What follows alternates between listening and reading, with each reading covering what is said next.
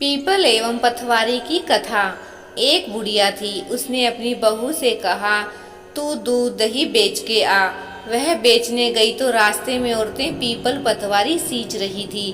उनको सींचता देखकर बहू ने पूछा कि तुम क्या कर रही हो।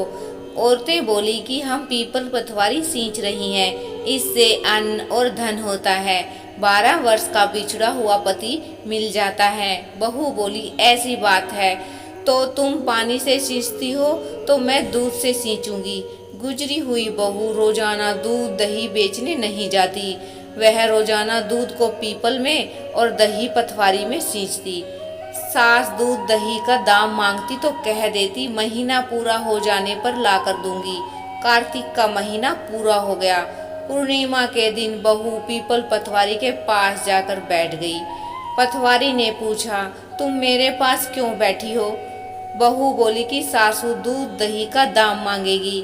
पीपल पथवारी बोली कि मेरे पास क्या दाम रखा है, ये भरा डिंडा पान पतूरा इसको ले जा। बहू ने वही ले जाकर कोठरी में रख दिया और डर के मारे कपड़ा ओढ़कर सो गई। सासू बोली, पैसे ले आई बहू? बहू बोली, कोठरी में रखे हैं। सासू ने कोठरी खोल के देखी तो देखा हीरे मोती जगमगा रहे हैं। सासू बोली, बहू इतना धन कहाँ से लाई? बहू ने आकर देखा तो सच्ची में ही धन भरा हुआ है।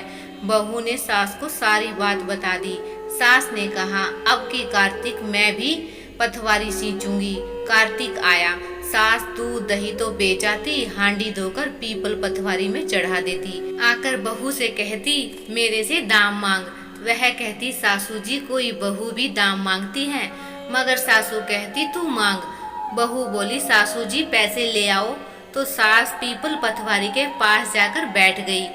पीपल पथवारी ने सास को पान पतूरा भरा डिंडा दे दिया। उसने ले जाकर कोठरी में रख दिया। बहू ने खोलकर देखा तो उसमें कीड़े मकोड़े बिलबिला रहे हैं। बहू ने कहा, सासू जी यह क्या? सास ने आकर देखा और बोलने लगी, पीपल पथवारी बड़ी दोगली पटपीटन है, इसको तो धन दिया, मुझको कीड़ा मकोड़ा दिया। तब सब कोई बोलने लगे कि बहू तो सत की भूखी सींची थी, तुम धन की भूखी।